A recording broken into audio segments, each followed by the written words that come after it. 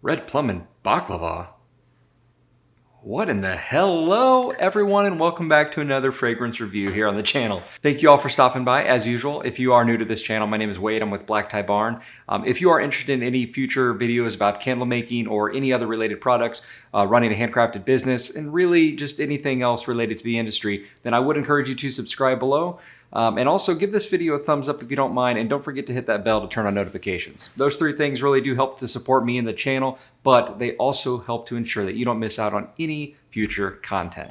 I'm super excited about today's video for really a couple reasons. One is we're really getting close to that fall and holiday season, and that is the bread and butter for us candle makers and other handcrafters. This is a great time to be creating new candles and having new candle lines coming out, and obviously offering different fragrances as well. And a lot of people are really drawn mostly to those fall and winter fragrances. So I'm very excited because of the timing of this, but I'm also very excited just because in general, I love doing fragrance oil reviews because as the rest of you candle makers know, we just love sampling different fragrances. I mean, we're all addicted to fragrances, and anyone that says they're not is just lying.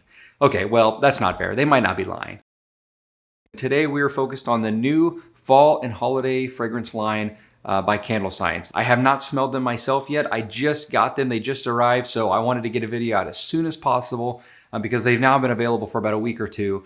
And I wanted to just go through these with you and let you know my first impressions and talk a little bit about the notes and how I feel about them overall. Let's go ahead and dive in. As I mentioned, the fragrance oils that we're going to be testing today are CandleScience's new fall and holiday lines. Now, it's 8 new fragrances. They did send these to me for a review on the channel, so I appreciate a big thank you out to them for sending them to the channel to hopefully get a little bit more perspective on them and review and explanation of the different fragrances for you viewers. So again, thank you for CandleScience for sending these to me. Now, these are only the 1 ounce fragrance bottles, so I'm going to be pretty limited on what testing I can actually do after this video in actual product. So the 8 fragrances we're going to be reviewing today, and we're going to go in this order. The first of which is Red Plum and Baklava, as you may have seen in the introduction, Sugared Chestnut, Alpine Balsam, Ginger and Spice, Nordic Night, Moroccan Cashmere, Smoked Oud, and Black Violet and Saffron. Well, let's get started.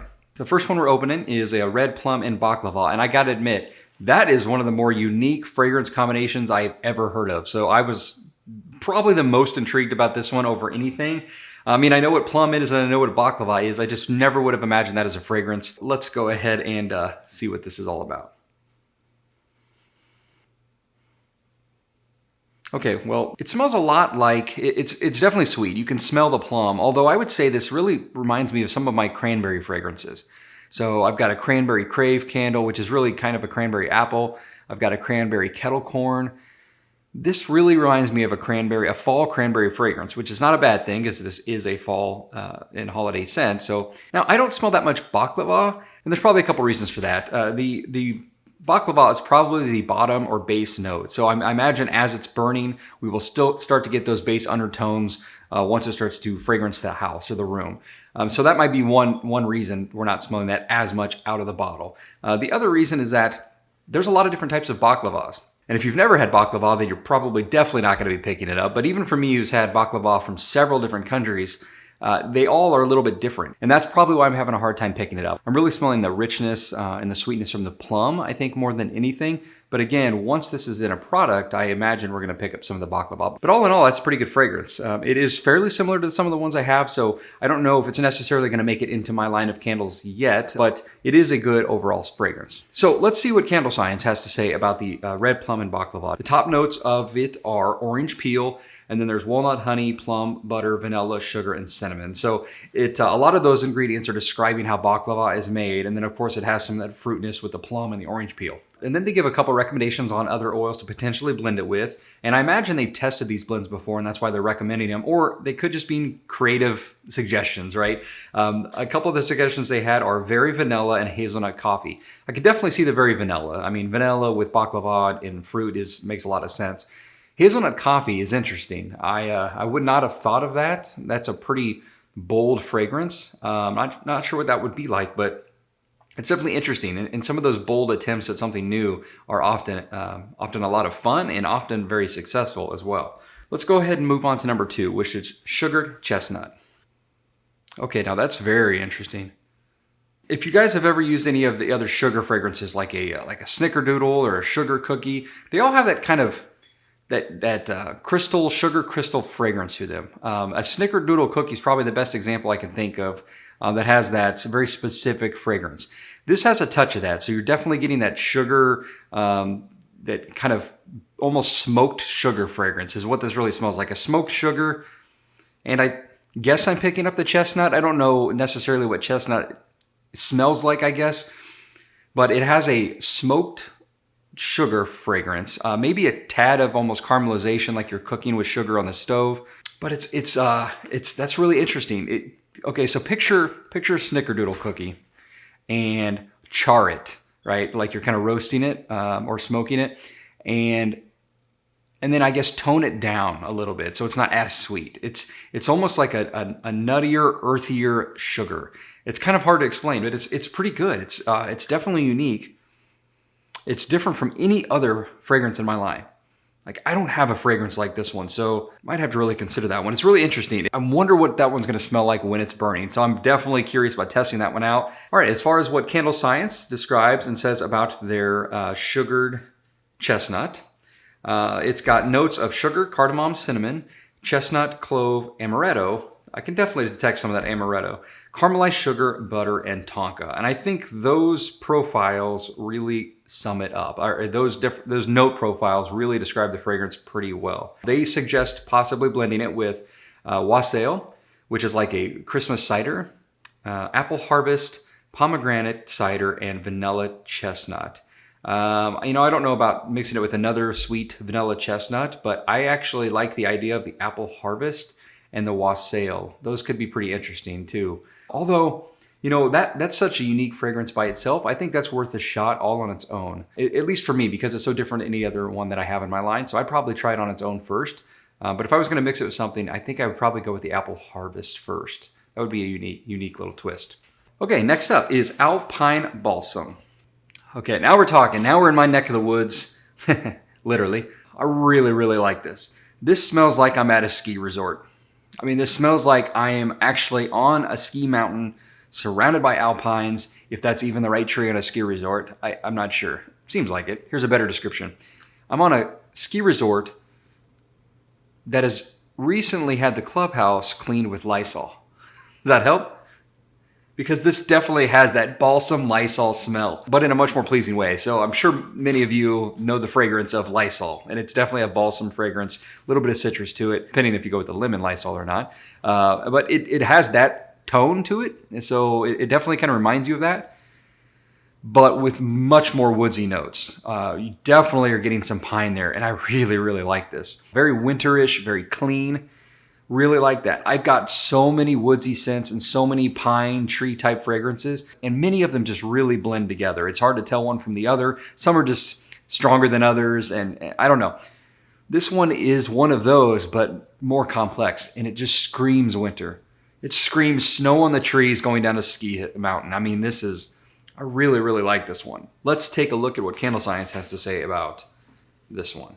All right, this one, let's see. They say it has top notes of champagne and bergamot. I get the bergamot for sure. I would not have thought champagne. Balsam and cedar, of course.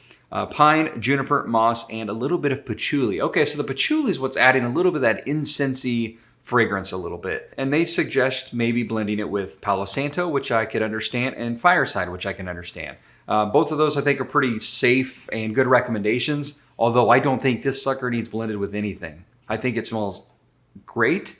There's only, it's such a new fragrance that the websites really don't have a ton of reviews on these fragrances yet. So I don't even want to say this one's got 5 stars or 4 stars because we're only talking about 1 or 2 reviews. That doesn't really tell you much. But I absolutely love that one. I think it smells wonderful. I could see it as potentially polarizing because it is fairly potent. It's fairly strong. You definitely get some of that patchouli. It's screaming some of that. Those woodsy notes. So if you're into that type of fragrance, I think you'd really, really like that one. Let's go ahead and take a look at the next one, ginger and spice. Now, I have a suspicion what this is going to smell like. This smells like something, oh man, very specific, and I can't think of what it is. It's some type of candy, some kind of ginger candy. What is that? What am I smelling? Oh man, that's going to drive me nuts. Oh my gosh, if anyone else has had this yet and you know what I'm talking about, please let me know in the comments because that is going to drive me nuts. It's something very specific. I don't know. But I really like ginger. It goes great with orange. I think I even detect a little bit of orange in this. A little bit of spice. This is, yeah, a ginger orange cinnamon candy. That's kind of what it smells like to me. Very good. I really like that. I like spicy fragrances. I'm not a huge bakery fan, but this is a very good bakery scent for both fall and winter because it's not a very like rich, heavy bakery fragrance, you know, like a chocolate fragrance or something like that. This is more like something you find on the spice rack, right? So it's a bakery fragrance, but a different kind. And I actually really like fragrances like that. And I thought this was an excellent one. Again, not something I have in my candle line just like that. I've got a couple that, you know, got some cinnamon in it, but this one's pretty unique for me. So this is definitely a consideration for me as well. Let's take a quick look at what CandleScience says about ginger and spice. The main note profiles in this are lemon and orange, ginger, sugar, vanilla, cinnamon, clove, nutmeg, and allspice. So the things that are jumping out the most are for sure the lemon, the orange, and the ginger. But there is some cinnamon in there as well. And then the others I think are definitely more subtle notes, but you may pick those up a lot more as it's burning. Great all-around fragrance. One of my favorite, I think, bakery spice fragrance I've smelled in a while. A lot of them are very similar, or there's just nothing too intriguing about them. And maybe it's just because this is brand new, but I do tend to lean towards that one quite a bit over some of the others I've tested in the past. So I really like that one. I'm interested in testing that one out as well. Okay, so let's go up to probably my favorite fragrance name of all of the ones in this collection, and that is Nordic Night. I have no idea what that's going to smell like, but I like the name a lot. Well, I wasn't expecting that, but again, I like it. This is going to be a polarizing one. It's very woodsy, very clean.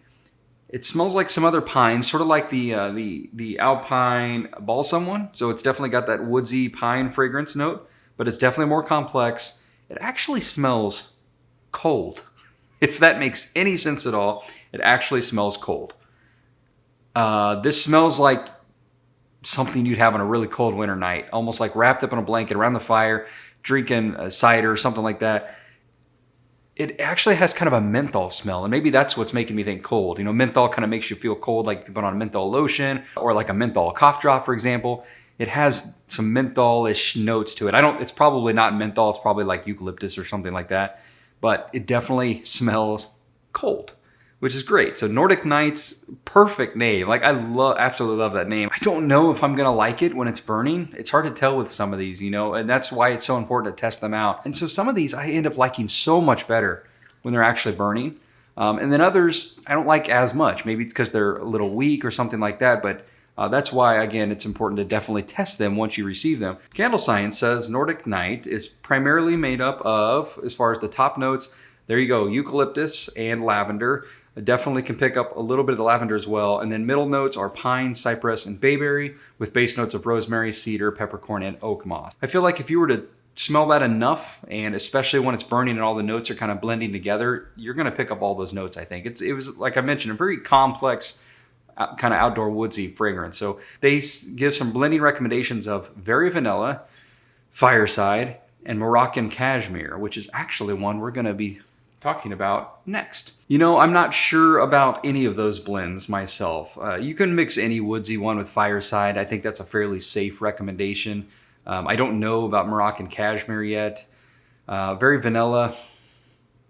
I don't know. I guess if you want to add some sweetness to it, but I don't know that I'd want to mix that with any of those. I would have to think on that one a little bit more. But again, very intriguing scent, very unique fragrance, and complex fragrance. Now, we were just talking about Moroccan Cashmere, which is the next one on our list. I know what Moroccan oil smells like. I know what cashmere smells like, but not necessarily together. So here we go. So I'm not a huge fan of cashmere. Never have been.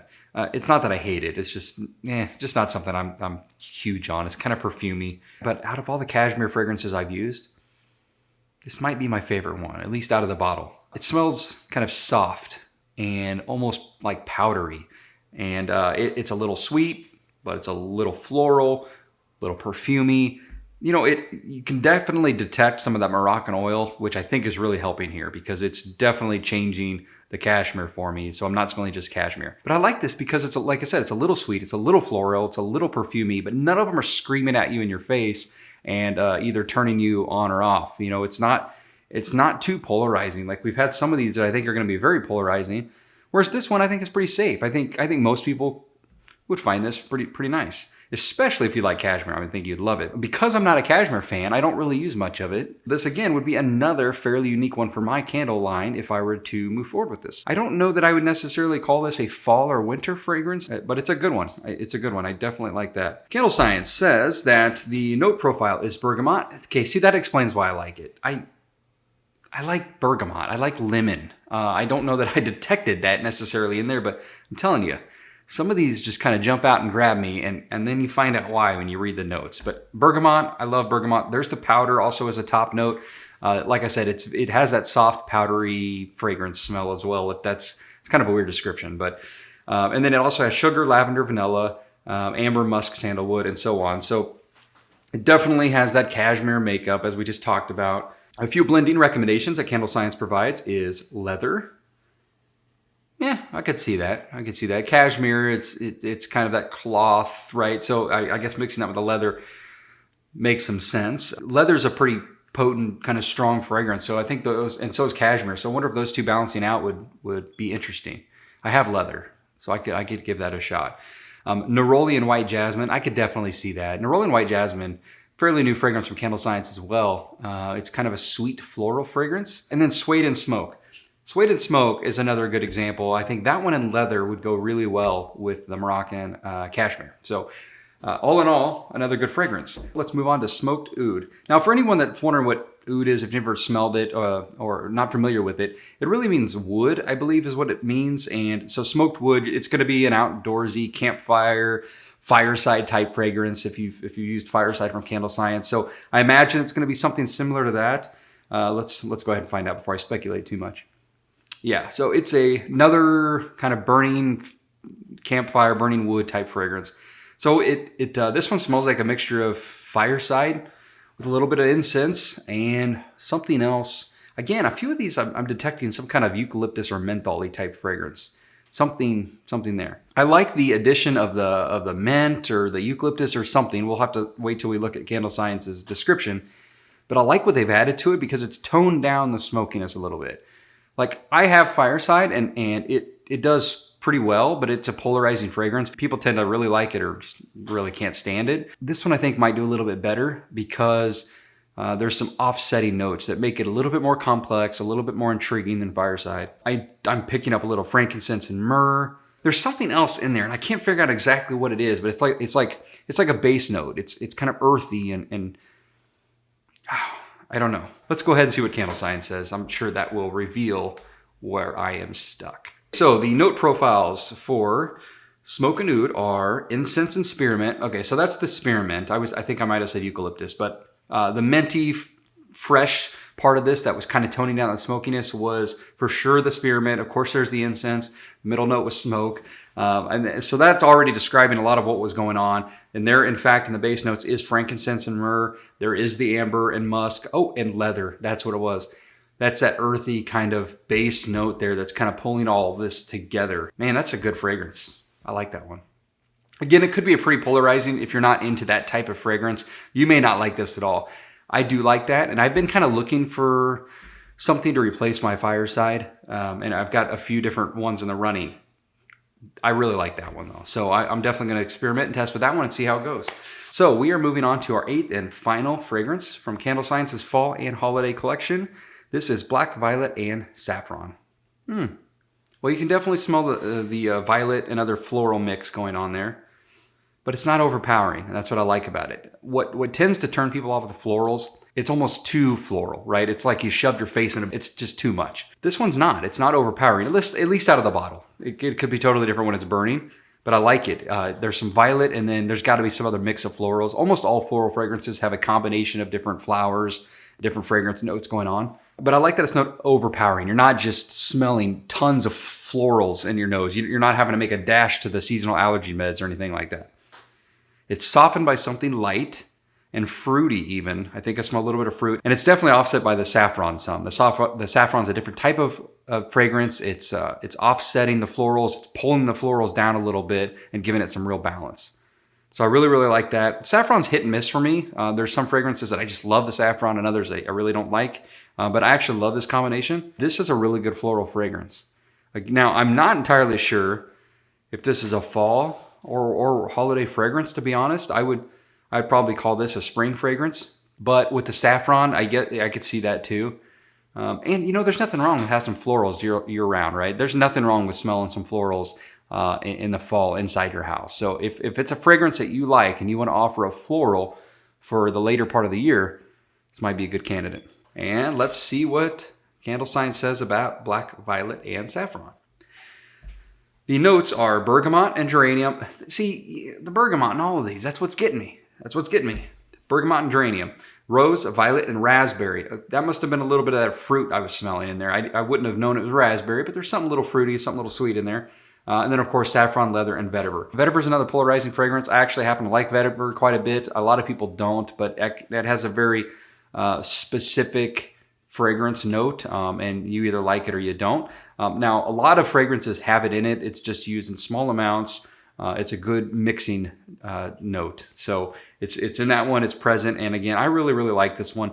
CandleScience gives some recommendations to blend it with Palo Santo, lavender, vetiver, and sandalwood. So if you're wanting a little bit more woodsy, you could add some vetiver and sandalwood. If you're wanting a little more floral, you could add the lavender.